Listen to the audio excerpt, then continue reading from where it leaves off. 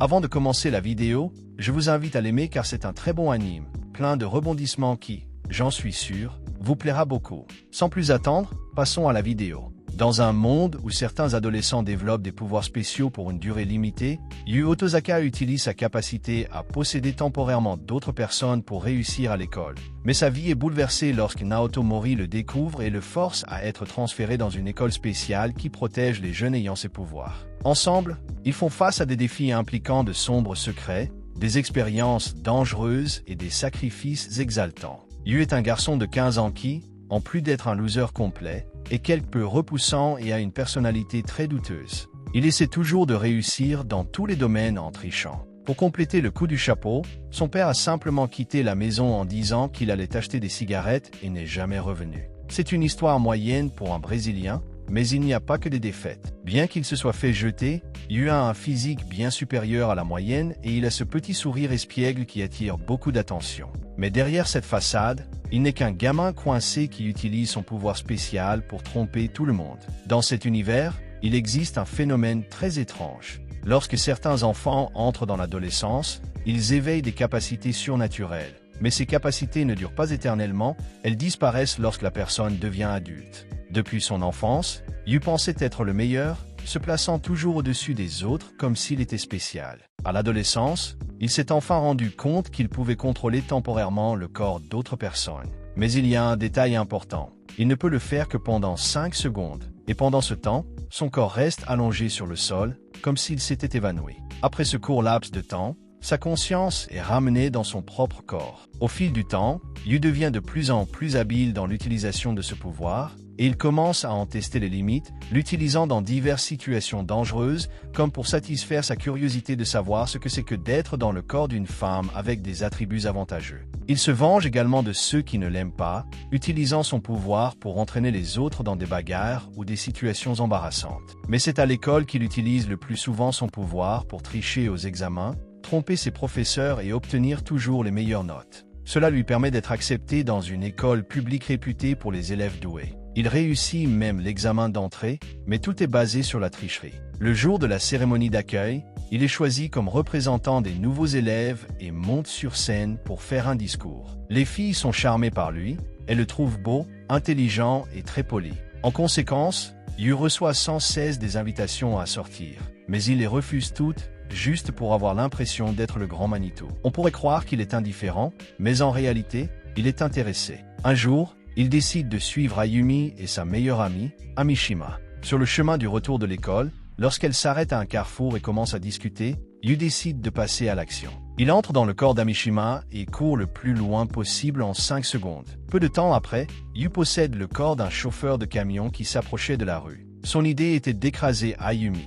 Mais avant que la jeune fille ne soit envoyée dans un autre monde, il retourne dans son corps et se jette sur elle, lui sauvant la vie comme un vrai héros. Peu après, Amishima revient à la normale et demande si tout le monde va bien. Ayumi, inquiète, va voir le chauffeur pour s'assurer que personne n'a été blessé. Ayumi remercie le prétendu sauveur pour son attitude et révèle qu'elle et Amishima se rendaient dans un café réputé pour servir d'incroyables crêpes. Elle invite Yu à se joindre à eux et saisissant l'occasion, Yu joue les timides et les gentils, essayant de manipuler la situation. Cela fonctionne à merveille, et Amishima décide de les laisser toutes les deux seules et s'en va, estimant que son ami mérite ce moment avec Yu. Plus tard, elles se rendent toutes les deux à la cafétéria et passent un bon moment, savourant les crêpes et discutant beaucoup. Au milieu de la conversation, Ayumi lui demande s'il aimerait sortir à nouveau avec elle après l'école, et avec un regard plein de charme et de narcissisme, Yu accepte. Le lendemain, il reçoit un message d'Ayumi lui disant qu'elle l'attendra à la sortie de l'école. Mais avant qu'il ne puisse partir,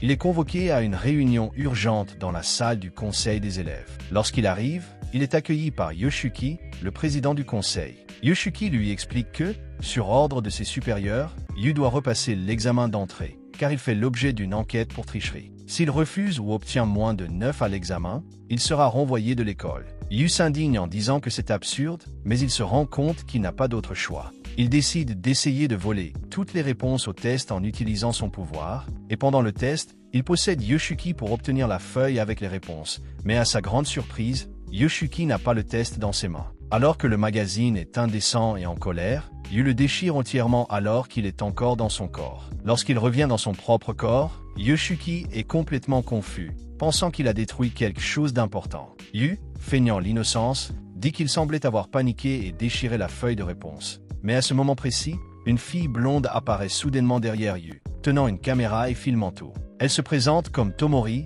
présidente du conseil des élèves d'une autre école appelée Star Ocean Academy, et avec un sourire malveillant de victoire sur le visage, elle lui dit qu'elle a finalement réussi à le prendre en flagrant délit de mensonge. Elle lui montre un enregistrement dans lequel il semble dormir, et lui dit qu'il y a peu de temps, il a prétendu avoir vu Yoshiki déchirer la feuille de réponse, alors qu'en réalité il avait la tête baissée sur la table. Elle montre également d'autres vieux enregistrements de lui faisant la même chose pendant les examens. Yu tente de se justifier en disant qu'il souffre d'une maladie qui le fait s'évanouir soudainement et qu'il n'y a pas moyen de l'éviter. Mais elle lui montre le rapport de l'examen d'entrée qui prouve que cette maladie n'y est pas mentionnée. Yu se désespère et s'enfuit en passant devant un garçon à lunettes qui semble être son partenaire. Il continue de s'éloigner de l'école et finit par rencontrer Yumi près de la porte de sortie. Il la tire par le bras en lui disant de courir, mais alors qu'il attrape sa main et la tire, elle tombe sans vraiment comprendre ce qui se passe. Le même garçon que Yu a croisé apparaît peu après et demande si Yumi va bien. Après cela, Yu continue de courir, jusqu'à ce qu'il entre dans une rue et tourne au coin de la rue. Il s'aperçoit alors que quelque chose heurte un magasin derrière lui. Il se retourne, surpris, ne comprenant pas ce qui s'est passé, et se remet à courir, puis une autre détonation frappe la poubelle qui se trouve à proximité. Il panique encore plus, et lorsqu'il arrive au bord de la rivière, il essaie de reprendre son souffle, mais lorsqu'il regarde de l'autre côté de la route, il voit un type avec 4 lunettes qui le regarde fixement. Ce dernier court vers lui et saute de toutes ses forces, tout en portant Yu dans ses bras et en traversant la rivière d'un bond absurde. Il rebondit comme une pierre dans l'eau jusqu'à ce qu'il atteigne l'autre rive. Yu ne comprend rien et demande ce qui vient de se passer, et le type lui répond qu'il a un pouvoir appelé charge. Ce pouvoir lui permet de courir à très grande vitesse dans une direction, mais il n'a pas encore appris à s'arrêter correctement. Yu pense que ce genre de pouvoir est un buggy et veut savoir pourquoi il est poursuivi. Tomori apparaît alors et lui explique qu'ils veulent qu'il s'installe dans leur école, au moins jusqu'à ce qu'il ait grandi. Elle lui dit qu'il y a plusieurs personnes dans le monde qui ont des douleurs similaires aux siennes, mais que ces pouvoirs sont comme une anomalie temporaire et disparaissent avec le temps. À l'école où elle étudie, il surveille précisément ce type de personnes pour éviter qu'elles n'utilisent leurs pouvoirs à mauvais escient et ne causent des problèmes. Jusqu'à ce que ces pouvoirs disparaissent, il doit donc rester dans la nouvelle académie, et elle a déjà obtenu l'autorisation de son tuteur légal. Elle le taquine même un peu en lui disant qu'il est beau, mais que cela ne justifie pas qu'il essaie de tricher avec ses pouvoirs. Yu se met en colère et tente de la frapper, mais elle disparaît soudainement et le frappe. Il lui demande si son pouvoir est de devenir invisible, mais Jojiro, le garçon à lunettes, lui explique qu'elle ne peut devenir invisible que pour une personne en particulier, alors que pour les autres, elle reste visible normalement. Avant de partir, Tombois lui annonce qu'il va rejoindre le conseil des élèves, car son pouvoir peut être très utile pour attraper d'autres personnes ayant des capacités spéciales comme lui, qui utilisent leur pouvoir à mauvais escient. Plus tard dans la soirée, Yu rentre chez lui et est accueilli par sa petite sœur, Ayumi. Elle lui annonce avec enthousiasme que son oncle lui a dit qu'ils avaient tous les deux obtenu une bourse pour étudier à l'Académie Oshinomi et qu'ils allaient bientôt être transférés. Pour fêter l'événement, elle prépare un plat semblable à celui que leur mère avait l'habitude de préparer. Yu baisse la tête, visiblement triste, et lui demande de ne pas en parler, disant qu'il est toujours blessé par sa mère qui les a abandonnés à cause de son oncle après avoir divorcé. Ayumi dit qu'elle aimerait que tout soit différent, et en parlant de sa famille, elle mentionne qu'elle a l'impression qu'il ressent déjà quelqu'un d'autre dans la famille. Mais Yu répond qu'il n'y a plus que de maintenant et qu'elle doit arrêter de mélanger les rêves avec la réalité. Plus tard, Ayumi termine la journée en observant les étoiles avec son télescope. Yu lui suggère de regarder des programmes nocturnes à la télévision, car c'est, selon lui, une méthode éprouvée pour se faire de nouveaux amis. Le lendemain matin, ils emménagent dans leur nouveau dortoir à l'intérieur de l'école. Ayumi est ravi d'avoir enfin une grande chambre. À la fin de la journée, Yu sort avec Ayumi, la fille pour laquelle il avait le béguin auparavant. Il parle du transfert, essayant de faire comprendre, même indirectement, qu'il veut toujours sortir avec elle, mais Ayumi comprend la situation et refuse poliment, le laissant complètement choqué. Plus tard, Tomori et Jojiro se rendent dans leur chambre pour aider à l'organisation. Il joue avec Yu et se présente à sa sœur, l'aidant à ranger. Tomori montre même à Ayumi quelques tours avec ses pouvoirs, et les deux finissent par devenir de bons amis. Après le départ de tout le monde, les deux frères dînent ensemble. Le lendemain, Yu se prépare pour son premier jour dans sa nouvelle école. Avant qu'il ne parte, Ayumi lui prépare une boîte à lunch avec du riz et une omelette avec une touche de sauce à pizza, car c'était son plat préféré, mais maintenant il ne l'aime plus autant. Lorsqu'il arrive à l'école, il est accueilli par Tomori et Jojiro, et il pose la question suivante. Est-ce que tout le monde a une capacité spéciale? Jojiro explique que la plupart des élèves n'ont pas encore réveillé leur pouvoir ou commencent à en montrer les signes. Tomori nous raconte qu'autrefois, lorsqu'on découvrait une personne dotée de capacités surnaturelles, elle était emmenée de force dans des laboratoires où elle subissait des expériences effrayantes. Mais grâce à une certaine personne, un système de protection a été créé pour ces enfants dotés de pouvoir. Yu tente de détourner le sujet en prétendant que cela ne pouvait pas être si grave, mais Tomori révèle que son grand frère faisait partie des victimes qui n'ont pas résisté aux expériences. Yu se demande alors pourquoi il doit utiliser ses pouvoirs en dehors de l'école, maintenant qu'il fait partie de l'annulation des élèves. Tomori explique que leur but est de localiser les jeunes ayant des pouvoirs et de les empêcher de s'exposer, soit en les convainquant, soit en les empêchant directement, afin d'assurer la sécurité de tous. Et bien sûr, il sera payé pour cela, puisqu'il a une petite sœur dont il doit s'occuper, tout est dans sa poche et la bienvenue. Yu accepte l'offre et se rend dans la nouvelle classe pour se présenter. Il pense pouvoir continuer à jouer les gentils, mais son plan tombe à l'eau lorsqu'il se rend compte que Tomori et Jojiro sont dans la même classe.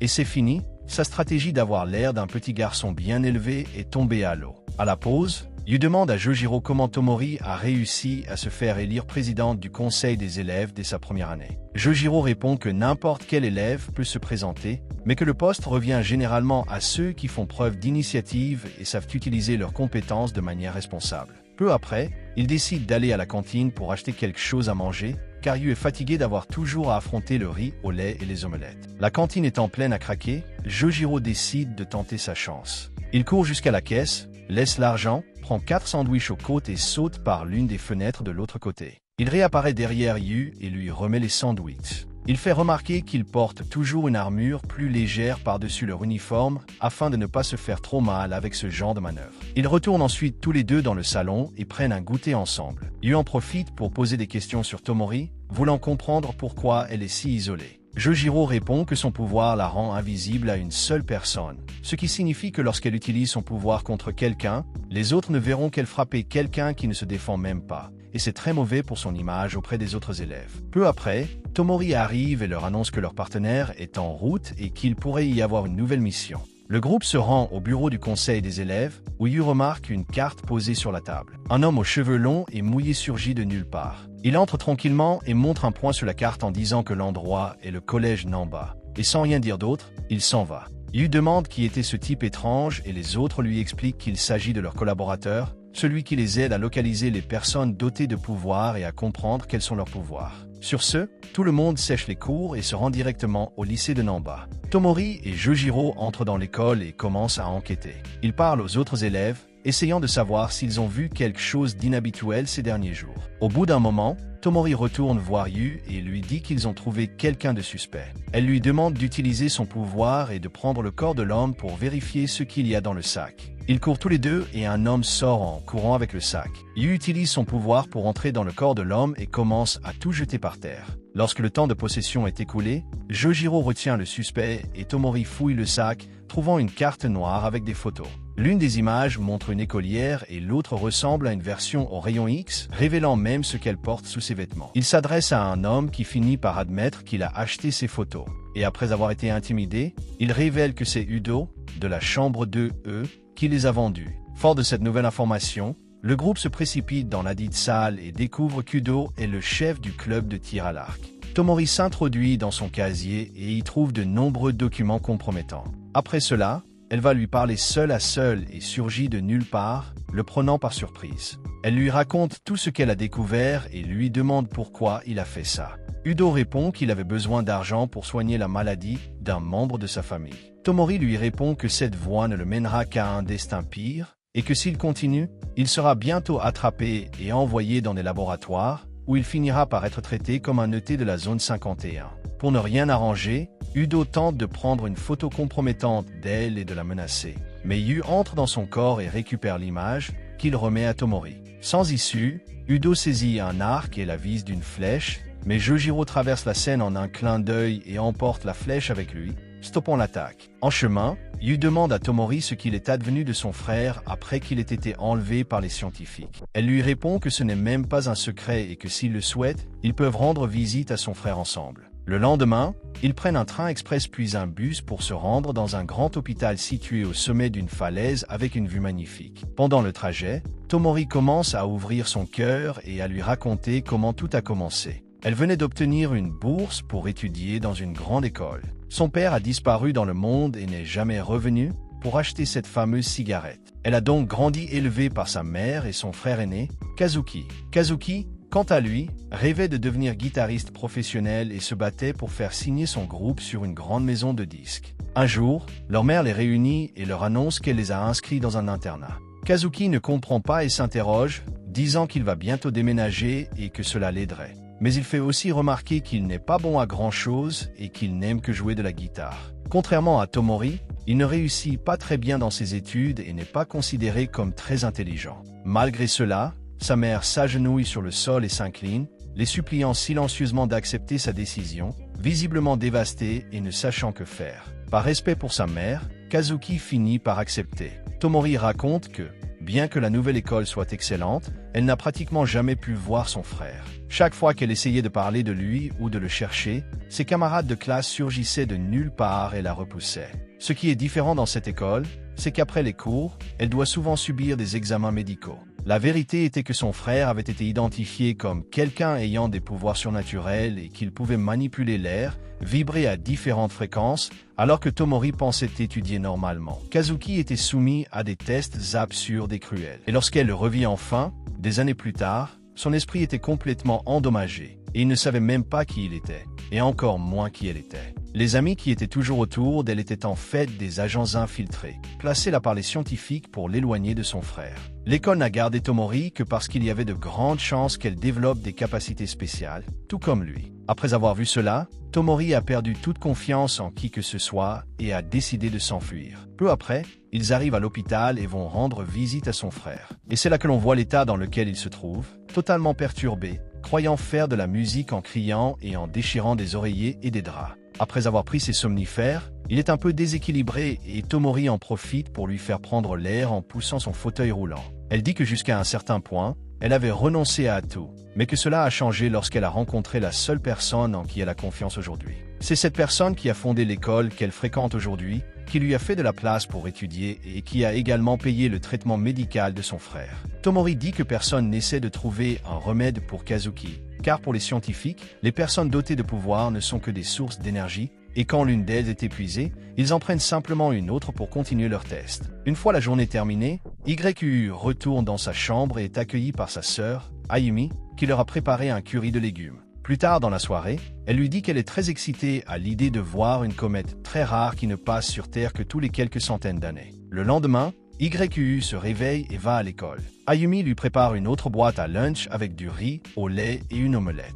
Il lui dit qu'il n'a pas besoin de continuer à faire cela parce que presque personne n'apporte de nourriture et qu'il veut aller à la cafétéria parce que cela pourrait être une bonne occasion de rencontrer d'autres personnes. Elle se fâche un peu, mais finit par lui dire qu'il peut manger juste pour aujourd'hui, puisqu'elle l'a déjà préparé. À l'heure du déjeuner, YU se rend à la cantine avec Jojiro en utilisant ses talents de coureur. Ils s'assurent qu'ils prennent tous les deux du riz au curry. Peu après, Tomori appelle Jojiro et lui dit qu'ils doivent se rendre dans la salle du conseil des élèves, car leurs informateurs ont obtenu de nouvelles informations très importantes. Ils s'y rendent tous les deux et, comme d'habitude, le type aux cheveux mouillés apparaît en montrant un endroit sur la carte et dit que cette fois-ci, la personne a deux pouvoirs, la canalisation et la pyrokinésie. En gros, il peut communiquer avec les morts et manipuler le feu. Intrigué, il s'enfonce dans une ruelle étroite pour enquêter sur cette personne aux deux dents. Tomori commence à poser des questions et rencontre une femme qui dit avoir vu un homme plus âgé poursuivre YUSA, une célèbre chanteuse d'idole à la télévision. Dès qu'elle entend son nom, YU réalise qu'il s'agit de la même chanteuse que YU idolâtre. Jojiro devient alors fou, devenant lui aussi un fan obsessionnel. Il suit tout ce qui concerne YUSA, y compris les groupes de fans illégaux sur les réseaux sociaux. YU tente de jouer les stratèges et suggère d'appeler sa maison de disques pour essayer d'organiser une rencontre. Mais Tomori l'interrompt en disant que ce n'est pas ainsi que le monde fonctionne et qu'aucune compagnie ne laisserait des adolescents rencontrer une idole célèbre. Pendant ce temps, elle continue d'observer son environnement jusqu'à ce qu'elle aperçoive un homme au coin de la rue. Elle se lance à sa poursuite, mais comme prévu, l'homme la frappe, la fait tomber à terre et s'enfuit en courant. YU utilise sa capacité de possession et entre dans le corps de l'homme, ce qui permet à Jojiro de le projeter contre le mur, lui brisant quelques côtes. Tomori s'approche de l'homme et l'avertit que s'il veut de l'aide, il devra lui dire où se trouve YUSA et pourquoi il s'enfuit. Il admet qu'il ne faisait qu'obéir aux ordres, puisque Taiyo TV lui avait ordonné de la capturer, après quoi il est emmené en ambulance et le groupe est approché par un garçon aux cheveux roux. Le garçon demande ce qu'ils font dans cet endroit et Tomori explique qu'ils sont partis à la recherche de YUSA parce qu'ils pensent qu'elle est en danger et qu'ils veulent l'aider. Il demande alors comment ils savent cela et Tomori révèle qu'ils ont des capacités surnaturelles, tout comme YUSA. Le garçon est très choqué et il veut savoir comment ils l'ont découvert et demande des preuves. Tomori active alors son pouvoir d'invisibilité devant lui. Impressionné, le garçon les emmène dans une pièce cachée sous terre où il rencontre YUSA et un autre garçon. Jojiro se comporte comme un fan fou, mais Tomori l'assomme d'un coup de pied et commence à parler sérieusement à YUSA. Elle lui explique qu'elle souffre d'une maladie qui l'amène à s'évanouir et à se réveiller dans un autre endroit. Tomori comprend que son véritable pouvoir est d'être possédé par les esprits des personnes décédées et demande aux garçons s'ils en savent plus à ce sujet. Il lui explique que YUSA avait une sœur aînée, Misa, qui est morte dans un accident. À ce moment-là, la personnalité de YUSA change complètement et elle commence à se comporter comme une vraie délinquante. Misa prend le contrôle et exige de savoir pourquoi les gens mentionnent son nom à des étrangers,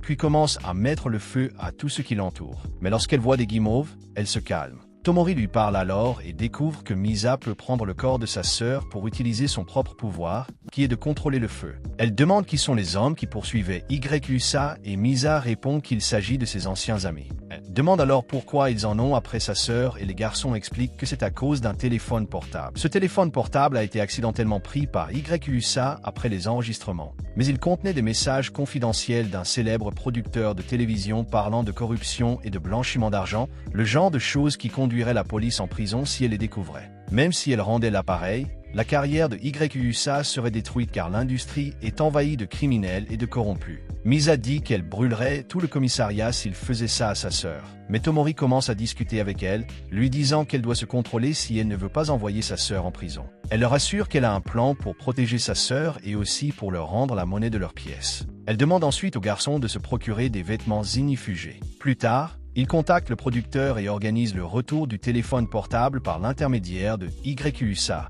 Cependant, le gars commence à agir de façon dégoûtante et Misa prend à nouveau le contrôle de son corps et incinère 2 de ses agents de sécurité. Elle manipule ensuite l'un des gardes pour qu'il la poignarde à la jambe et fait disparaître l'autre dans les airs. Elle s'avance ensuite vers le producteur, lève la main et le fait tomber et lui donne des coups de pied jusqu'à ce qu'il s'écroule. Elle lui jette son téléphone portable et le menace de la retrouver en enfer s'il se met en travers de la carrière de sa sœur. Le plan a fini par fonctionner parce que les amis d'enfance de Misa avaient changé leur vrai garde du corps et porté des vêtements spéciaux ignifugés. Elle a donc pu les incendier sans blesser personne. Tomori a contrôlé le 3e garde et l'a fait se blesser lui-même, tandis que Jojiro a fait tomber le dernier dans un arbre tordu. Jojiro s'est également mis de la partie en frappant le producteur pour donner l'impression que Misa avait des pouvoirs surnaturels incontrôlables. Une fois le problème résolu, Misa dit qu'il vaut mieux la garder en la faisant transférer dans la même école qu'eux. Une fois les pouvoirs disparus, Misa ne pourra plus contrôler son corps. Misa accepte le plan, mais le garçon aux cheveux roux n'a toujours pas compris.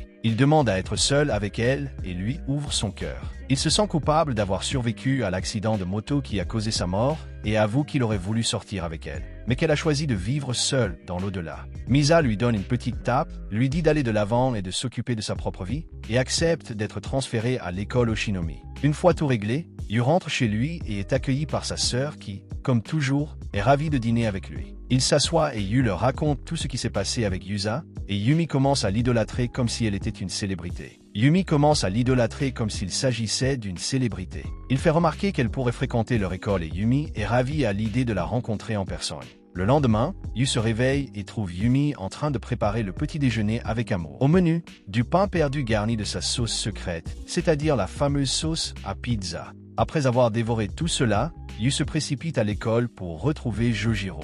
Dans la classe, tout le monde est excité par l'arrivée de Yusa. Yu est curieux de savoir ce qui se passera quand elle arrivera. Peu après, le professeur entre et présente la nouvelle élève transférée, qui est super célèbre. La foule se réjouit et commence même à danser, mais elle est vite réprimandée par le professeur. Yusa est toujours aussi mignonne et demande à la classe de se calmer, disant qu'à cause de son travail, elle sera absente de temps en temps, mais qu'elle veut profiter de la vie scolaire avec tout le monde. Elle prend place à côté de Tomori, et toute la classe commence à se rassembler autour d'elle comme si elle était une star. Plus tard dans la journée, Tomori arrive et annonce qu'ils ont un autre indice. Elle en profite pour demander à Yusa d'accompagner le groupe cette fois-ci. Il se retrouve au bureau du conseil des élèves, et comme à l'accoutumée, le type trompé entre à nouveau et dépose une goutte d'eau sur la carte. Cette fois, la nouvelle cible a la capacité de déplacer des objets avec son esprit, c'est-à-dire la télékinésie, et Yusa demande curieusement ce que cela signifie exactement. Yu donne une explication de base et Tomori fait remarquer qu'elle a une idée de l'identité de la cible, compte tenu de l'emplacement indiqué sur la carte. Elle montre ensuite au groupe des photos d'Arifumi, l'un des joueurs de l'équipe de baseball de l'Académie Kane. Très populaire auprès des jeunes, il est en pleine ascension grâce à ses performances impressionnantes lors des 3 derniers matchs et est même pressenti pour rejoindre les ligues professionnelles. En analysant les vidéos au ralenti, Tomori remarque qu'il tient la balle de la mauvaise façon pour le type de lancer qu'il effectue. Elle soupçonne donc qu'il manipule le ballon dans les airs et qu'il utilise ses compétences pour effectuer ses lancers absurdes. Déterminé à tirer cette affaire au clair, le groupe se rend à l'Académie Kane et se présente à Arifumi. Tomori va droit au but et lui demande d'arrêter d'utiliser ses pouvoirs pendant les matchs, expliquant que s'il atteint la ligue professionnelle, il finira par perdre ses pouvoirs et sera donc exclu de l'équipe, ce qui pourrait détruire sa carrière pour de bon. Elle tente de le convaincre de ne jouer qu'avec ses propres efforts et son talent, mais il répond de manière sarcastique en disant qu'il ne croira pas à ses balivernes. Tomori lui montre qu'elle ne plaisante pas et utilise sa capacité d'invisibilité devant lui. À ce moment-là, Misa prend le corps d'Ayusa et fait une petite démonstration de son feu. Yu tente de calmer la situation, mais Misa crache par terre, complètement énervé, et Jojiro se lance à sa poursuite comme le fou qu'il est toujours. Pendant ce temps, il essaie de comprendre comment Misa, et non Ayusa, a fait ça, s'embourbant dans les détails les plus inutiles possibles. Tomori insiste auprès d'Arafumi sur le fait que s'il continue à utiliser ce pouvoir, il risque d'être capturé par les autorités et de servir de cobaye aux scientifiques, qui enquêteront jusqu'à ce qu'ils aient complètement épuisé ses capacités. Même s'il est méfiant, Arafumi l'écoute quand elle lui propose une solution, un match de baseball contre son école. S'il gagne, ils ne se mêleront de rien, mais s'il perd, il devra cesser d'utiliser ses pouvoirs pour toujours. Il accepte le défi et il se donne tout rendez-vous sur le terrain de l'école Roshinomi le dimanche suivant à midi. Sur le chemin du retour, il demande si l'un des utilisateurs de pouvoir de l'équipe de l'école est capable de frapper la balle manipulée d'Arafumi.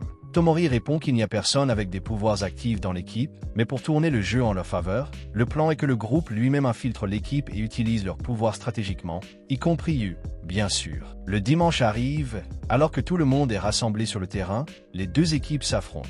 Le match commence, dès les premiers lancers, les deux équipes sont à égalité. Les joueurs de Yu ont du mal à s'adapter au terrain de l'Océan Academy, tandis que les balles lancées par Arafumi sont pratiquement impossibles à frapper. Tomori commence à critiquer la performance de son équipe, et même leurs lanceurs se plaignent, disant qu'ils se donnent à fond. Mais à chaque fois que quelqu'un essaie de se venger de Tomori pour ses remarques, elle demande l'aide d'Ayusa, qui utilise son charme pour rendre les garçons plus sympathiques et les faire revenir sur le terrain. Au fur et à mesure que le match avance, ils se rendent compte que le receveur d'Arafumi est incroyablement doué, car il peut attraper des balles absurdes sans avoir besoin d'aucune puissance. Le match se poursuit et devient de plus en plus tendu au fur et à mesure que les points se jouent. À un moment donné, Tomori décide d'utiliser ses pouvoirs pour rendre les choses plus excitantes. Elle envoie YU posséder le corps d'un des frappeurs afin de marquer un point crucial. YU y parvient, mais le receveur ennemi réagit très vite et sécurise la base, reprenant l'avantage. Le dernier round approche et c'est au tour de Jutaro de prendre la batte. Tomori lui dit de frapper la balle légèrement et d'utiliser son adresse pour atteindre la première base le plus rapidement possible. Jutaro fait exactement ce qu'on lui demande, même s'il doit payer le prix d'une chute au sol. Missy et Tomori réussissent également à frapper et c'est finalement à YU de marquer le point gagnant. Il demande à Tomori comment il doit s'y prendre et elle lui répond simplement qu'il doit jouer proprement et le traite de pom-pom girl. YU se donne à fond et fait de son mieux, égalisant même le score après plusieurs fautes. Cependant, Arafumi finit par utiliser sa puissance sur le dernier tir et la balle est imprévisible. YUU rate alors son tir. Mais heureusement, le receveur ne peut pas rattraper la balle, ce qui permet à Missy de courir jusqu'à la plaque et d'assurer la victoire de l'équipe. Après cette tournure absurde des événements, YUU se sent étrangement heureux et se demande pourquoi il était si excité. Il va voir Tomori et tous deux parlent à Arafumi, lui disant que, comme convenu, il doit cesser d'utiliser ses pouvoirs, ce qu'il accepte. Arafumi révèle alors qu'il n'est pas le grand lanceur et que c'est en fait son ami Takato qui joue le rôle de receveur, qui a un réel talent et pourrait atteindre les ligues professionnelles. Mais par loyauté envers son ami, il choisit de rester avec lui, même si leur école n'a pas la meilleure équipe, et son plan était de partir loin et d'emmener Takato avec lui. Tomori lui dit alors d'encourager son ami en dehors du terrain, et qu'un jour il sera fier de dire à tout le monde que ce grand joueur est son véritable ami. Tout étant réglé, Arafumi promet de ne plus jamais utiliser ses pouvoirs et retourne dans l'équipe. Avant de conclure, Tomori demande à UIOU de prendre le contrôle du corps d'Arafumi pendant quelques secondes, car il veut faire un test. UIOU s'exécute et reste dans son corps pendant 5 secondes avant de revenir à la normale, demandant ce qu'elle voulait voir. Tomori répond simplement qu'il devra attendre pour le savoir,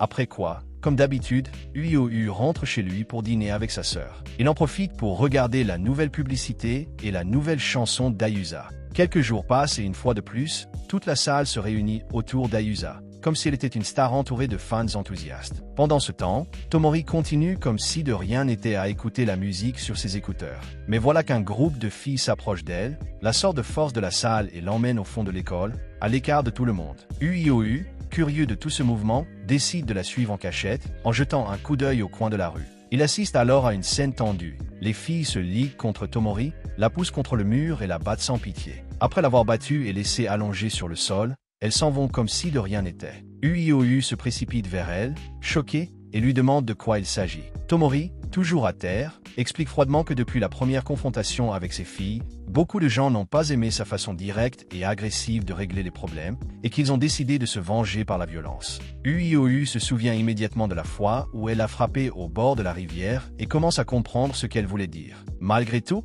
il trouve ce genre d'attitude totalement absurde et lui demande pourquoi elle ne réagit pas ou ne se défend pas. Elle lui répond qu'elle ne se sent tout simplement pas capable de le faire. Elle s'aperçoit alors qu'elle a reçu un message du collaborateur qui aide le groupe et se rend directement dans la salle du conseil des élèves. Arrivée là, elle rassemble tout le monde. Yusa s'inquiète en voyant son visage meurtri, et c'est à ce moment-là que Mas arrive et suggère qu'il devrait donner leur revanche aux agresseurs. Mais Tomori, gardant son sang-froid, dit qu'elle ne veut pas se battre et laisse tomber le sujet. C'est alors que le gamin bizarre qui se présente toujours arrive à l'improviste avec de nouvelles informations. Cette fois, il apporte une carte et indique une région montagneuse comme nouveau point d'intérêt. La nouvelle cible du groupe semble être quelqu'un qui a la capacité de voler, et d'après ce qu'il semble, Tomori avait déjà entendu parler de cet individu. Elle prend le document, le pose et montre qu'il y a eu plusieurs rapports récents d'un homme ailé qui a été vu en train de voler au-dessus de ces montagnes. Pour l'instant, ces rapports ne circulent que sur des forums obscurs et des groupes douteux, comme les sectes de la région de Nisha, mais si les apparitions continuent, ce n'est qu'une question de temps avant que la presse ne commence à parler de l'affaire. C'est pourquoi Tomori insiste sur le fait qu'il est urgent d'agir. Peu après, nous voyons Yu accompagner Tomori au supermarché pour l'aider à faire les courses pour la mission. Elle remplit son chariot d'une quantité absurde de maïs, affirmant qu'un barbecue sans maïs n'a rien d'amusant. Ensuite, elle se rend directement au rayon des viandes et choisit des steaks, des côtes et des saucisses. Yu, pour se rendre utile, ajoute des légumes, des poivrons et d'autres verdures. Ils finissent par se disputer sur le choix des ingrédients, et pendant ce temps, Jojiro et Yusa les observent de loin, commentant qu'ils ont l'air d'un vrai couple, d'un de ces couples vraiment dérangés. Cependant, Jojiro change rapidement d'avis et commence à célébrer le fait qu'il a un moment seul avec Yusa, quelque chose qu'il voulait depuis longtemps. Une fois que tout le monde a récupéré ce dont il a besoin, le groupe se dirige directement vers les montagnes. Tomori donne les ordres, les garçons sont chargés de porter les tentes et le matériel lourd, tandis que les filles s'occupent de la préparation de la nourriture. Ils demandent s'ils vont rester pour la nuit et elle répond par l'affirmative. Ils resteront là le temps qu'il faudra pour retrouver le pilote. Tout étant prêt, le groupe se dirige vers le lieu de campement indiqué dans le magazine et il commence à tout installer et à entamer la nouvelle mission. Alors qu'il monte la tente, Yu manque de tomber dans un vieux puits profond et sec. Tomori éclate de rire en voyant la scène, et elle ne tarde pas à se moquer du garçon en disant qu'il aurait été hilarant de le voir tomber avec tout ce poids qui s'effondre à l'intérieur. Le groupe passe ensuite le reste de la journée à cuisiner ensemble, à savourer le repas et à discuter. Tout le monde profite du moment, et lorsque la nuit tombe, Yu commence à se demander où Tomori a atterri. il décide de marcher un peu dans la forêt et se retrouve près d'une falaise. Là, il trouve Tomori assise seule sur un banc de pierre, écoutant de la musique avec des écouteurs. Le ciel est d'une beauté absurde, plein d'étoiles. Yu s'approche et s'assoit à côté d'elle, curieux de savoir ce qu'elle écoute si souvent. Il lui en parle et lui tend un MP4 pour qu'il l'écoute à son tour. Tomori explique qu'il s'agit d'un groupe de post-rock appelé Z. C'était le groupe préféré de son frère avant qu'il ne perde le contrôle de ses facultés mentales. Dès qu'il appuie sur play, Yu ressent quelque chose de très intense, un sentiment de solitude, mais en même temps une sorte de liberté. La musique l'émeut beaucoup et il finit par en faire l'éloge. Tomori, réalisant à quel point il a aimé la chanson, est très excité et décide de lui offrir le MP4. Elle lui fait remarquer que le chanteur du groupe est aveugle et que c'est peut-être justement pour cette raison que ses chansons ont tant d'émotion et de profondeur. En voyant l'étincelle dans ses yeux, Yu réalise que c'est la première fois qu'il voit un côté aussi enthousiaste et léger de Tomori. Elle décide même d'ouvrir son cœur et dit que pour l'instant, elle passe ses journées à enregistrer des vidéos de personnes qui abusent de leurs compétences, comme lui, mais que son grand rêve est d'enregistrer une vidéo musicale officielle pour le groupe Z. Après ce moment plus intime, ils retournent tous les deux au camp, et Tomori leur annonce qu'ils vont devoir monter la garde à tour de rôle. Chaque garde durera 4 heures, et les garçons pourront dormir en premier. Yu et Jojiro vont se reposer, et dans son sommeil, Yu fait un rêve qui l'émeut. Quelque chose de nostalgique, dans lequel un frère apparaît à côté d'Ayumi, comme l'autre fois, et il est intrigué par cela, essayant de comprendre ce que cela signifie. Le lendemain, ils en profitent pour pêcher du poisson et le faire cuire sur un feu ouvert. Ils prennent également des bains séparés. Et pendant tout ce temps, Yu se rend compte que Jojiro a un physique très fort. Il fait remarquer qu'il porte toujours une armure sous ses vêtements en raison de ses compétences et qu'il doit donc maintenir son corps en forme pour résister au poids et à l'impact. Mais un jour passe et Yu dit qu'il veut partir. Il s'inquiète pour sa petite sœur qui est restée seule à la maison. Tomori dit qu'elle ne peut pas le laisser partir maintenant et lui demande de rester calme, car elle sent que leur voyage se terminera le lendemain. Le lendemain, alors qu'ils préparent le repas, un garçon portant des vêtements bleus apparaît. Il s'approche et demande ce qu'ils font là, et Tomori répond qu'ils sont tous des lycéens qui se sont enfuis de chez eux. Le garçon se méfie et dit qu'il va appeler la police pour qu'elle les reprenne. Mais Tomori réplique en disant que s'il fait cela, il sera emmené lui aussi. Il est confus et demande pourquoi. Elle explique que l'endroit où il se trouve est une propriété privée. Et en le regardant, il a aussi l'air suspect d'être là tout seul. Il essaie d'inventer une excuse, mais Tomori comprend tout de suite que c'est un mensonge, alors elle lui dit la vérité. Elle lui demande si c'est lui qui a la capacité de voler. Selon elle, il a probablement choisi ces montagnes pour s'entraîner en cachette, loin des autres. Mais quand il a vu qu'il campait là et qu'il n'allait pas partir de sitôt, il est devenu nerveux. Essayant de le dissimuler, le garçon rit, tourne le dos et dit que c'est n'importe quoi. Mais Tomori se tient devant lui et lui dit qu'elle a tout enregistré, y compris le fait qu'il utilise son talent, et que tout est sur la caméra. C'est alors que le garçon perd son sang-froid et tente de s'emparer de la caméra, avant de tomber dans la même fosse où Yu avait failli tomber au début, et que Tomori avait recouverte d'herbe. N'ayant pas le choix, il est obligé d'activer son pouvoir de vol pour se sortir de là. Il saute hors du trou et se jette sur Tomori, essayant de lui arracher l'appareil photo. Yu demande à Jojiro de faire quelque chose, mais celui-ci lui répond qu'il ne peut pas intervenir alors que Tomori est si proche. Dès que le garçon met la main sur l'appareil photo, celui-ci s'envole dans le ciel. Yu décide alors d'utiliser son pouvoir, il entre dans le corps du garçon et parvient à le contrôler, mais il finit par être entraîné. Lorsqu'il ouvre les yeux, il se retrouve face à une vue impressionnante de la ville, comme s'il était en parachute. Alors qu'il tombe, apparemment sans issue, il fait de son mieux pour utiliser ses talents de pilote sur le corps du type, ce qui lui permet d'arrêter sa chute et de sauver sa propre vie. Quelques secondes plus tard, il revient à lui et le garçon tombe au sol, légèrement blessé. Tomori et le reste du groupe s'approchent de lui révèlent qui ils sont vraiment et lui expliquent qu'ils sont là pour le protéger. Ils lui disent qu'un jour ses pouvoirs disparaîtront et lui demandent ce qui se passerait si cela arrivait alors qu'il se trouve au milieu du ciel.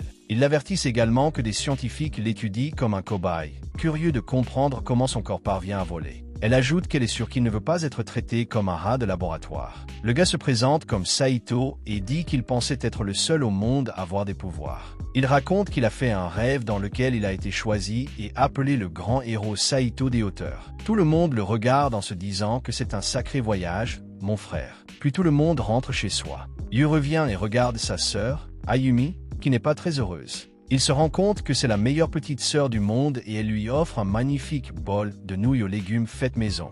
Yu se rend compte qu'il n'y a pas de sauce à pizza dans le bol et remercie Dieu pour cela. Il demande à Ayumi ce qu'il en est de la sauce et elle lui répond qu'elle voulait en mettre parce que c'est un ingrédient familial secret, mais qu'elle n'en avait plus et que, pour une raison ou une autre, le policier à l'entrée ne l'a pas laissé sortir seule, si bien qu'elle n'a pas pu en acheter d'autres. Yu remercie intérieurement le policier de lui avoir sauvé la vie et il complimente Ayumi sur le fait que sa nourriture est meilleure même sans la sauce à pizza. Ensuite, elle dit qu'elle a plusieurs choses à lui dire depuis qu'il est revenu, et elle révèle qu'un garçon de sa classe l'a invité à sortir, mais qu'elle l'a repoussé. Yu dit que cela aurait pu être un bon tournant dans sa vie et qu'il n'est pas contre, tant qu'elle est gentille. Ayumi éternue, son frère porte la main à son front et se rend compte qu'elle a un peu de fièvre. Il lui donne des médicaments et lui dit de se blottir dans son lit et de se reposer pour la nuit. Le lendemain matin, Ayumi ne se sent toujours pas bien et a de la fièvre. Son frère lui dit de rester au lit et qu'il préviendra à l'école qu'elle n'ira pas à l'école aujourd'hui. Après cela, il va à l'école et passe la journée comme d'habitude. À l'heure du déjeuner, le type bizarre aux mains les plus humides du monde entre et montre les dortoirs sur la carte. Il dit que le pouvoir en question s'appelle l'effondrement et tout le monde commence à se demander de quoi il s'agit. Yu s'inquiète déjà que le nom ne soit pas destruction. Après tout, l'effondrement semble être quelque chose qui peut faire s'effondrer les structures. Tomori dit qu'il n'est pas inhabituel de voir des gens éveiller leur pouvoir dans cette école puisque c'est sa raison d'être, mais elle se demande aussi pourquoi il y a un étudiant dans les dortoirs à cette heure-là. Yu suggère qu'il pourrait s'agir de quelqu'un de malade, quelqu'un qui éternue, et cela le met mal à l'aise en pensant à Ayumi. Tomori remarque son expression et lui demande ce qui ne va pas. Il répond que sa sœur est malade dans le dortoir et que c'est pour cela qu'il est inquiet. Elle remarque qu'il est très probable que les frères et sœurs développent des pouvoirs si l'un d'entre eux s'est déjà éveillé et dit qu'il devrait aller voir ce qu'il en est. Yu accepte d'y aller avec Tomori et dit qu'emmener Yusa pourrait remonter le moral d'Ayumi. Mais qu'emmener Jojiro ne serait pas une bonne idée car il est très agressif. Yu envisage même d'emmener son corps à la maison de l'immeuble, mais Tomori s'en rend compte et appelle Jojiro. Il lui demande de regarder par la fenêtre pour voir s'il y a quelque chose d'étrange, et quand il s'y rend,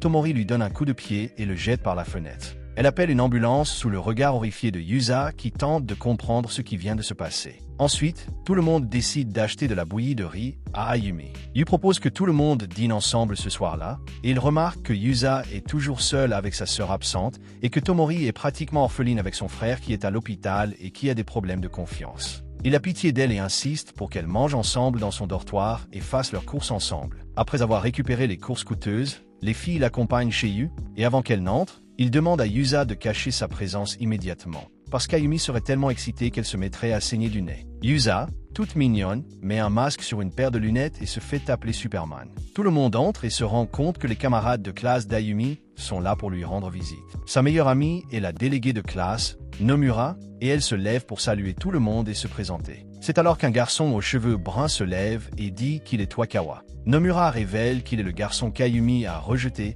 même s'il ne l'avait pas encore abandonné et qu'il voulait être son ami. À part eux, il y a aussi une fille aux cheveux violets qui s'appelle Konishi. Tout le monde dit au revoir à Ayumi, et Tomori entre pour saluer Ayumi, et les deux s'assoient avec enthousiasme. Mais juste à ce moment-là, Yusa apparaît. Ayumi la reconnaît sur le champ et commence à saigner du nez d'excitation. Tomori l'aide à arrêter le saignement à plusieurs reprises, puis tout le monde s'assoit pour un bon repas. Après le repas, Yusa dit au revoir parce qu'elle a un travail en tant qu'idole, et Tomori propose de faire la vaisselle et dit à Yu de l'essuyer avec un chiffon. En les regardant tous les deux, Ayumi demande s'ils sortent ensemble et les taquine. Ils nient tous les deux avec l'expression la plus neutre possible, après quoi il donne des médicaments à Ayumi et l'endorme. Elle dit qu'elle ne veut pas dormir parce qu'elle a fait un cauchemar la nuit précédente, et Tomori essaie de lui demander les détails. Mais elle s'arrête au milieu et part avec Yu. Elle lui dit d'essayer de parler à sa sœur parce que le rêve pourrait indiquer le type de capacité qu'elle a éveillée, et même si elle n'est pas encore sûre à 100%, elle est une candidate solide. Après le départ de Tomori, Yu entre dans la pièce et demande à Ayumi ce qui s'est passé. Elle répond qu'elle a rêvé que le sol et les murs se fissuraient et s'effondraient sur elle.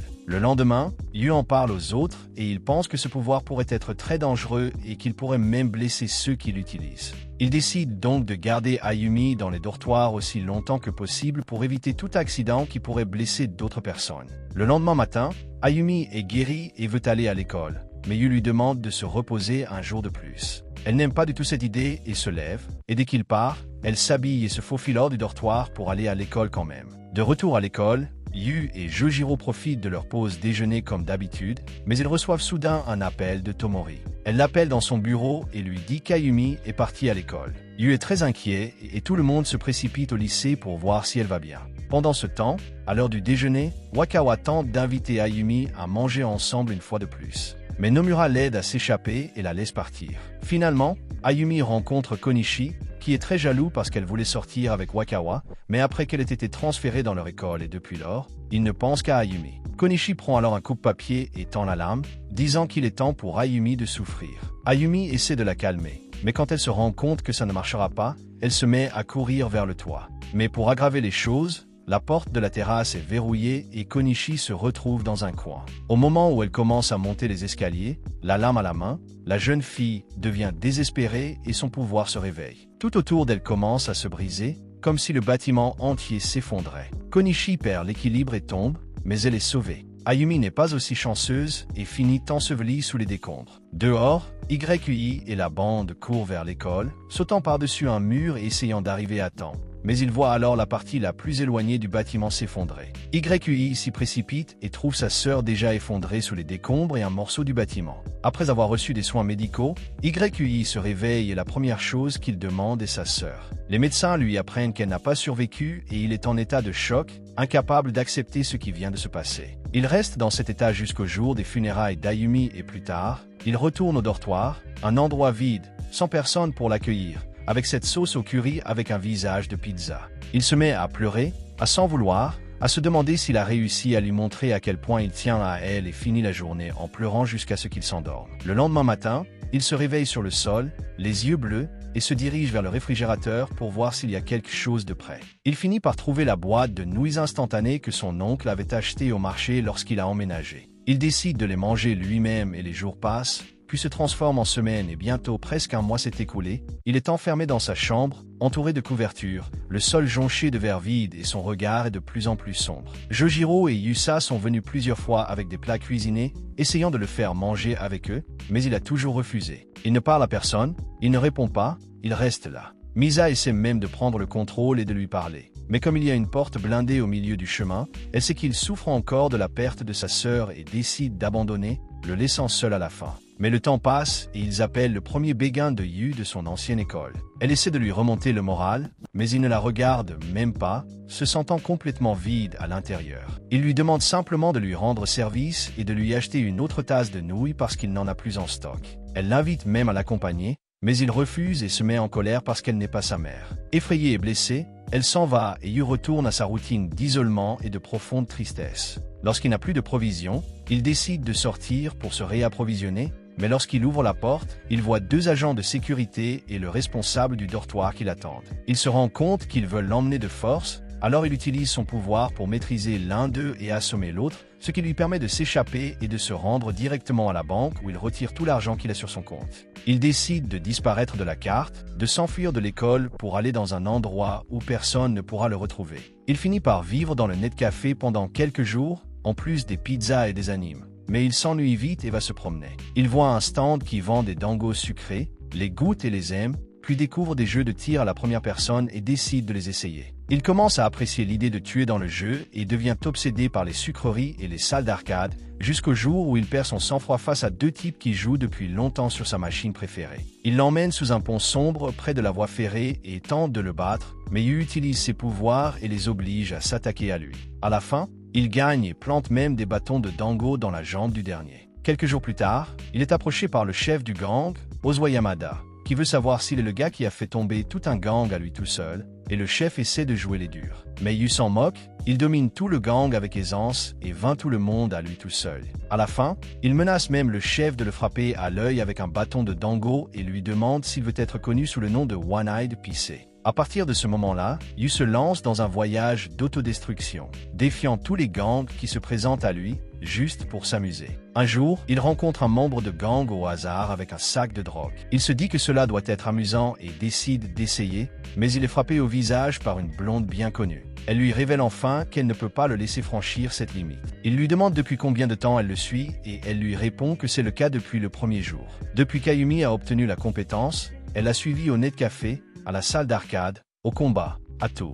Elle dit qu'elle se sent aussi responsable de tout et qu'elle aurait peut-être pu mieux protéger Ayumi, peut-être même empêcher la tragédie. Mais malgré tout, elle ne lui permettra pas de perdre son humanité. En entendant cela, Yu commence enfin à reprendre conscience et demande ce qu'elle doit faire. Elle passe un coup de fil et lui dit qu'elle va l'emmener manger quelque chose de sain. Il refuse, mais elle lui propose un marché. Il refuse, mais elle lui propose un marché. S'il prend une seule bouchée, elle cessera de l'interrompre. Yu accepte et l'accompagne chez Jojiro, qui est vide ce soir car sa famille n'est pas là. Ils entrent et elle lui dit de regarder la télévision pendant qu'elle termine le dîner. Après s'être réveillée devant une assiette de riz et d'omelette, Yu prend la première bouchée et se rend compte que c'est exactement la même que celle de sa sœur, à cause de l'ingrédient spécial. Tomo explique qu'elle a trouvé le livre de recettes de sa mère dans la chambre d'Ayumi et qu'elle a décidé de l'utiliser. Elle pense qu'Ayumi a voulu reproduire la recette après la mort de leur mère, car c'était le plat préféré de Yu lorsqu'il était enfant. À ce moment-là, Yu se souvient de la dernière boîte à lunch qu'Ayumi lui a préparée avec du riz et de l'omelette. Il avait l'habitude de se plaindre à l'époque, mais maintenant il ne peut que pleurer.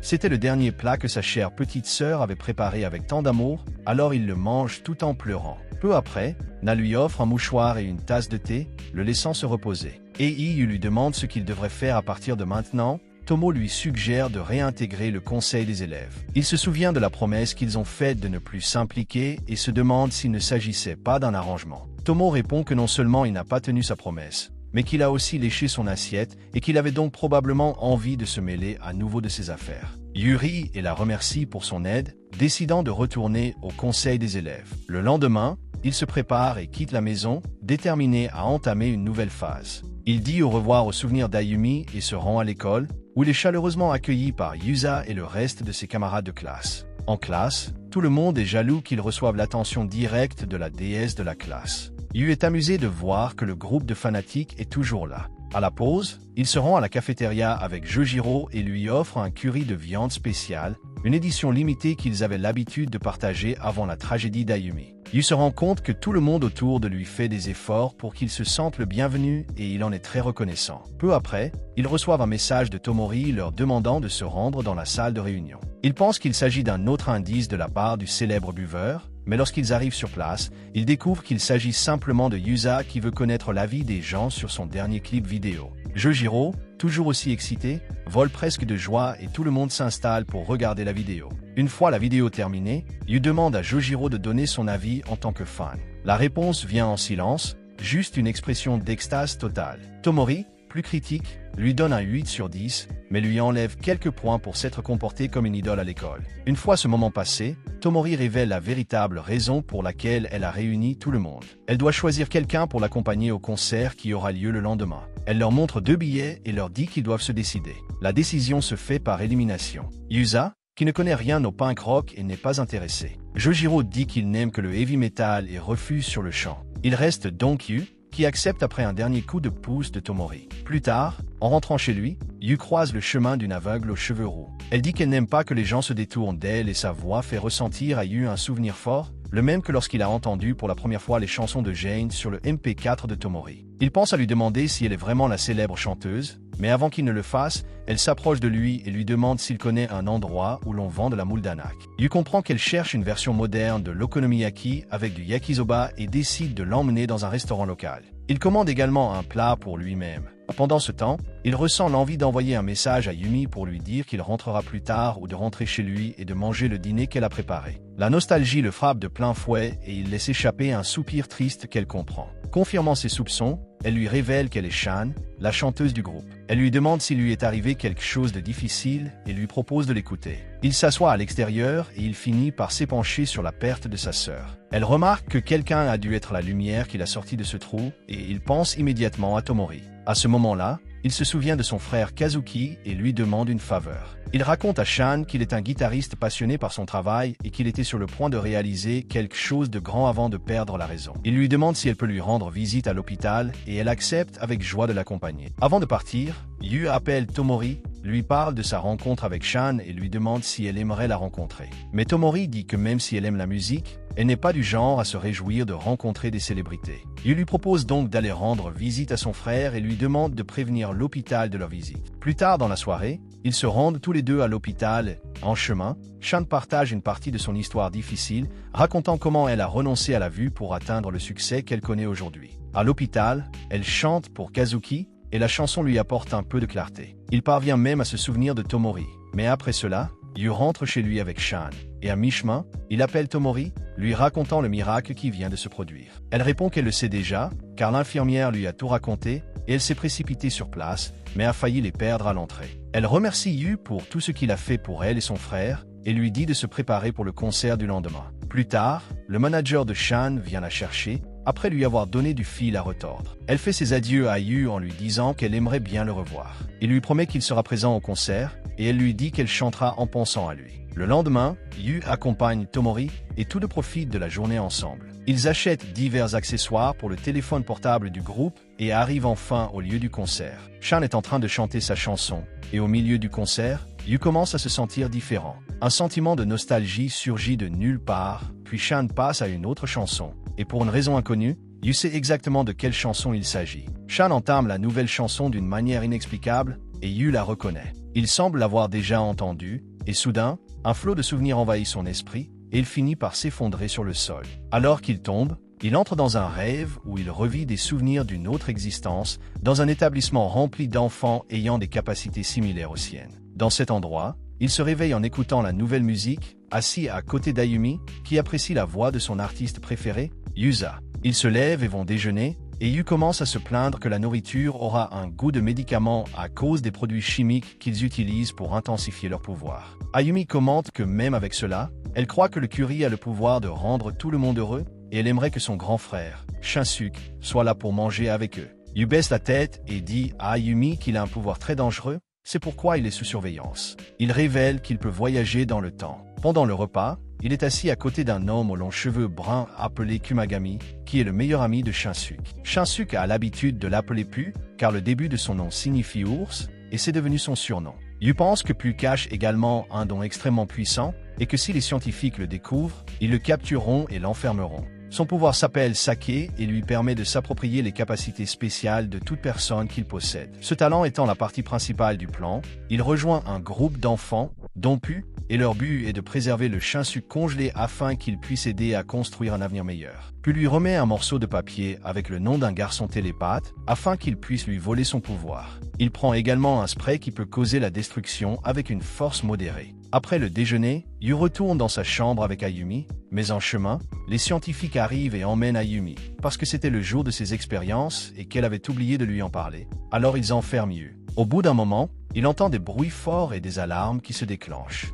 Lorsque la porte s'ouvre, l'un des principaux scientifiques apparaît, qui connaît son véritable pouvoir. Il révèle qu'ils ont essayé d'activer la force, le pouvoir de la sœur de Yu, et que cela a provoqué l'effondrement de tout le quartier. Ils veulent maintenant étudier son corps et s'en débarrasser si nécessaire. Lorsque le garçon apprend cela, il court désespérément après son frère et trouve Shishino, un garçon qui a la capacité de traverser les murs. Il permet à Yu de s'emparer de son pouvoir et lui demande de voler sa télékinésie pour tenter de sauver son frère. Yu parvient à libérer Shinsuke de ses entraves et celui-ci utilise son saut dans le temps, tandis que Yu est abattu par les gardes de sécurité de la base. C'est alors qu'il se réveille à l'hôpital, confus de tout ce qui s'est passé. Il se souvient que lui et Yumi ont toujours eu l'impression qu'il y avait un frère aîné, alors peut-être que tout cela était vrai. Peu après, un garçon aux cheveux bruns apparaît et lui dit qu'il semble que Yu ait retrouvé ses souvenirs. Il s'agit de Kumagami, le même qui collabore toujours avec le groupe, aidant à localiser les personnes dotées de pouvoir. Yu lui demande si tout cela s'est vraiment passé, et il répond que les questions doivent être posées à son frère. Mais avant cela, il a quelque chose d'important à leur dire. Il s'agit de la sœur de Yu. Yu se rebelle, demandant comment il va sauver quelqu'un qui est déjà mort, et Kumagami lui dit que pour cela, il doit mieux comprendre la capacité de son frère Shinsuke. Maintenant que tous les souvenirs sont de retour dans sa tête. Lorsqu'elle entend le nom, Tomori demande si c'est le même Shinsuke qu'elle a connu, et Kumagami le confirme. Il s'avère que c'est lui qui a sauvé Tomori et qui a fondé l'école dont elle avait parlé à Yu. Après cela, il les appelle tous les deux pour qu'ils les accompagnent à une base super technologique cachée au milieu de la forêt. Là, Yu retrouve enfin son frère et se rend compte qu'il est devenu aveugle. Malgré cela, Yu se méfie de tout. Shinsuke salue Tomori et la félicite pour ses efforts. Il demande ensuite à Yu de s'asseoir et d'écouter tout ce qui s'est passé depuis son dernier saut dans le temps. L'histoire commence lorsqu'il se réveille 3 ans avant que tout le monde ait été capturé par les scientifiques, alors qu'il vit encore avec ses jeunes frères. Il rencontre Pooh et rassemble ses amis tout en essayant de tout arranger. Mais en fin de compte, il n'était qu'une bande d'enfants essayant d'échapper à des soldats entraînés et équipés. Chaque fois que le plan échouait, Shinsuke mettait au point une nouvelle stratégie et remontait le temps pour réessayer. Cela se répétait sans cesse et à chaque fois, il sentait sa vue baisser. Jusqu'à ce que, lors de son dernier saut, il décide d'économiser son argent et d'acheter une zone de sécurité pour protéger les enfants ayant des capacités. Cette fois, il réussit, mais le prix à payer est la perte totale de sa vue. Il demande alors à Medoki et Meodomari d'effacer tout souvenir de lui de l'esprit de ses 2 frères afin qu'ils puissent agir plus librement et les protéger. Il demande ensuite à Yu d'utiliser son pouvoir et de remonter le temps jusqu'au jour où Yumi était malade pour pouvoir la sauver. Il demande qu'à leur retour dans la nouvelle ligne temporelle, Yu le retrouve et lui raconte tout pour qu'il sache comment agir. Yu lui demande si elle le savait depuis le début et elle répond que oui, en raison du fonctionnement du pouvoir de Kumagami et de ce qui s'est passé lorsqu'elle l'a poursuivi. Ils ont découvert qu'ils s'étaient trompés sur les pouvoirs de Yu, mais ils ont préféré garder cette découverte secrète car ils avaient peur de ce qu'il pourrait devenir s'il continuait à accumuler des capacités sans contrôle. Après cela, Yu se réveille et absorbe le pouvoir de Shinsuke et se réveille à côté de Yumi cette nuit-là, alors qu'elle était malade. Le lendemain, il se rend à l'école comme si de rien n'était et là, Kumagami, encore trempé, apparaît et révèle qu'un des élèves du dortoir possède le pouvoir d'effondrement. Yu soupçonne immédiatement qu'il s'agit de sa sœur et appelle Tomori et Yusa à l'accompagner. Le reste du groupe continue comme avant, mais peu après, Yu s'éloigne pour parler. Il décide de s'ouvrir à Tomori, lui demandant si elle le croirait s'il disait qu'il venait du futur. Elle répond par l'affirmative, ce qui le soulage. Il la remercie même de lui avoir sauvé la vie dans une autre ligne temporelle où il était complètement dévasté. Sur ce, il lui demande de l'aider à convaincre les autres et le lendemain, tout le groupe s'organise pour envahir l'école de Yumi. Cette nuit-là, Yu vole les pouvoirs de sa sœur pour l'empêcher de redevenir folle, comme elle l'a fait auparavant. Il se cache dans l'armoire à côté de la porte menant au toit, prêt à stopper toute attaque de Konishi. Au moment critique, Yu s'approche, affronte Konishi et laisse Tomori manier sa lame. Il parvient à la faire reculer, évitant ainsi à sa sœur de subir le même sort qu'auparavant. Ce faisant, le médoc de cette réalité finit par apercevoir les actions de Yu et va à sa rencontre avec Kumagami. Yu confirme qu'il vient d'une autre ligne temporelle et le prouve en appelant Kumagami par le surnom affectueux de Pooh. Ils décident alors de rendre visite à Shinsuke ensemble. Ils se rendent tous les 3 en voiture dans la région montagneuse où ils rencontrent Shinsuke, qui est aveugle. Il leur explique qu'il les a emmenés là parce qu'il croyait que Yu avait activé son pouvoir de maraudeur. Mais Yu lui dit toute la vérité, il a voyagé dans le temps, et après avoir tout entendu, Shinsuke le croit et commente que même si c'est très rare, récupérer des souvenirs d'une autre ligne temporelle lui est arrivé. Il dit ensuite à Yu qu'il doit rester dans cette base et faire des recherches jusqu'à ce que ses pouvoirs disparaissent. Yu lui demande pourquoi et Shinsuke lui explique qu'il possède la capacité la plus puissante de la planète et que maintenant, avec l'ajout du contrôle temporel, de nombreux groupes d'autres lignes temporelles et organisations du monde entier voudront le capturer pour l'utiliser comme une arme. C'est pourquoi l'endroit le plus sûr pour lui est ce laboratoire, considéré comme le plus protégé du Japon. Il visite donc le laboratoire. À l'intérieur, il rencontre le docteur Tsumiyoshi, qui, étonnamment, est le même que celui qui a sauvé Yu dans le futur, dans une autre ligne temporelle. Dans ce centre de recherche, tout le monde se concentre sur le développement d'un vaccin pour empêcher les gens de continuer à développer des pouvoirs. Yu demande si les gens sont malades et en profite pour leur demander s'ils connaissent les comètes à longue période. Yumi répond que oui, car elle aime étudier ces choses. Le médecin loue ses connaissances et lui parle de la comète Charlotte qui passe à proximité de la Terre tous les 75 ans. À cette occasion, elle libère une poussière spéciale dans l'atmosphère. Les personnes qui inhalent ou entrent en contact avec cette poussière activent des pouvoirs cachés dans leur ADN, généralement à l'adolescence, lorsque les émotions sont les plus intenses. Il y a environ 400 ans, la comète est passée si près de la Terre que de nombreuses personnes ont développé ses capacités. Ces personnes ont été qualifiées de sorcières, ce qui a déclenché la chasse aux sorcières, un phénomène qui persiste encore aujourd'hui dans certaines parties du monde. Après avoir entendu tout cela, Yu accepte de rester là-bas avec Yumi, même si ses amis de l'école lui manquent. Il pense pouvoir se lier à ce nouveau groupe et leur présente même ses amis d'enfance. Les garçons apprécient beaucoup Yumi et elle aide Yu à se sentir le bienvenu, l'invitant à jouer à des jeux et à s'amuser. Tout se passe bien jusqu'à ce que Kumagami reçoive des informations sur un autre porteur de capacité. Yu découvre alors un secret. Kumagami n'a jamais eu besoin de se mouiller pour se débarrasser de ses pouvoirs. En fait, il a seulement fait semblant de le faire pour cacher qu'il était vraiment une idée qui vient de Shinsuke. Yu lui demande s'il retourne au conseil des élèves et il répond que oui, mais que Yu ne peut pas l'accompagner. Après cela, Yu fait du stop avec le chauffeur, Furuki. Il demande à être conduit à l'école, mais quelque chose d'étrange se produit. Furuki ne tourne pas dans la rue de l'école et se dirige vers une usine abandonnée. C'est là qu'il révèle qu'il a une famille. Selon les règles de Shinsuke, il ne recrute pas d'adultes ayant une famille, car il pourrait être victime de chantage. Furuki, voulant se rendre utile, l'a caché, mais le plan a mal tourné lorsque sa famille a été prise en otage par une mafia étrangère. Les criminels exigent qu'il ne leur dise rien et enlèvent Kumagami. Furuki lui demande alors pardon et Kumagami lui répond qu'il comprend qu'il doit se concentrer sur la protection de sa famille. Ils se rendent ensemble à l'usine et les étrangers arrivent. Ils disent à Furuki qu'ils ont une dernière mission à lui confier, celle d'emmener Yu sur le site. Le chauffeur est contraint d'accepter, puis relâché. Les bandits torturent ensuite Kumagami, lui cassent les dents et lui injectent un sérum de vérité pour obtenir toutes les informations nécessaires. Ils kidnappent également Nayo, la prenant en otage, et appellent Shinsuke, menaçant de livrer Yu seul ou tous les otages, y compris la famille de Furuki, seront éliminés. Le groupe se réunit pour trouver une stratégie, mais personne n'arrive à trouver une solution efficace. Ils envisagent même d'utiliser le voyage dans le temps de Yu, mais le plan se complique encore lorsqu'ils découvrent que la famille de Furuki a été prise en otage au moment même où ils ont décidé de foutre en l'air cette installation secrète. Rien ne garantit que les choses se passeront de la même façon cette fois-ci.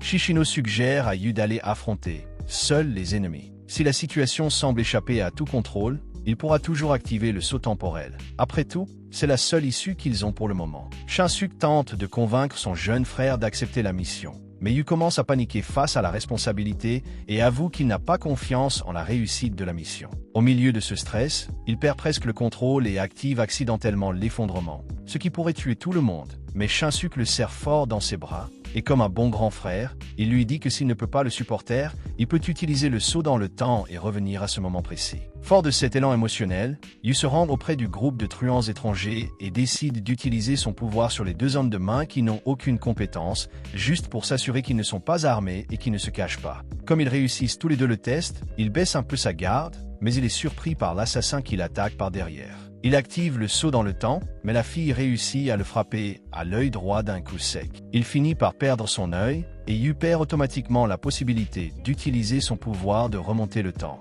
Il pense alors à utiliser l'effondrement, mais les mafieux l'avertissent que s'il le fait, 2 otages coincés sous terre mourront. Yu tente d'utiliser sa télékinésie pour renverser la vapeur, mais l'assassin continue d'avancer sans relâche et le poignarde à plusieurs reprises comme s'il s'agissait d'un monstre. N'ayant aucune issue, il finit par activer l'effondrement, détruisant l'endroit tout entier. Au milieu de la destruction, la seule personne qui meurt est Kumagami, qui se sacrifie pour protéger les autres. À ce moment-là, Shinsuke et les autres arrivent également sur les lieux du combat, et à l'intérieur de l'usine, Shinsuke essaie désespérément de trouver Kumagami. Lorsqu'il voit le corps de son ami empalé, il s'approche de lui et lui demande de ne pas mourir. Kumagami parvient même à dire dans son dernier souffle qu'il sait que Shinsuke a inventé ce surnom d'ourson tout seul, puis il meurt. 2 jours plus tard, Yu se réveille à l'hôpital après avoir subi une intervention chirurgicale. Shishino le met au courant de tout ce qui s'est passé et lui confirme que la tumeur est guérie, mais que Kumagami n'a malheureusement pas survécu. Cette nouvelle le bouleverse et il se met immédiatement à la place de son frère. Il ressent la même douleur que lorsqu'il a perdu Ayumi et qu'il pensait ne jamais la revoir. Au début, il est en état de choc et se reproche tout, mais les amis de son frère essaient de le consoler en lui disant que c'était une erreur des deux côtés et qu'il n'avait pas à emporter le poids tout seul. Plus tard, Ayumi arrive et lui demande ce qui s'est passé, essayant de le réconforter. Les jours passent et les collègues de l'école et du conseil des élèves commencent à rendre visite à Yu pour lui souhaiter bonne chance dans son rétablissement. Parmi eux se trouvent Jujiro, Yusa et plusieurs autres. Lorsque Yusa arrive en apportant de la nourriture, Yu demande à Misa de s'occuper du corps et lui parle de ce qu'il y a dans l'au-delà. La conversation fait réfléchir Misa et lui fait prendre conscience de l'importance des quelques instants qu'elle a vécus grâce au pouvoir de Yu. Plus tard, lors d'une visite dans sa ville natale, où il promeut la paix entre les personnes dotées de pouvoir et les civils, Mas réapparaît et fait l'éloge de ses parents. Cela met fin à son histoire d'une manière plus symbolique et avec une touche d'affection. Au fil du temps, Yu commence à retrouver ses mouvements et travaille durant physiothérapie pour s'améliorer. Lorsqu'il est suffisamment fort, il rend visite à son frère et se rend compte à quel point Shinsuke est dévasté et impuissant,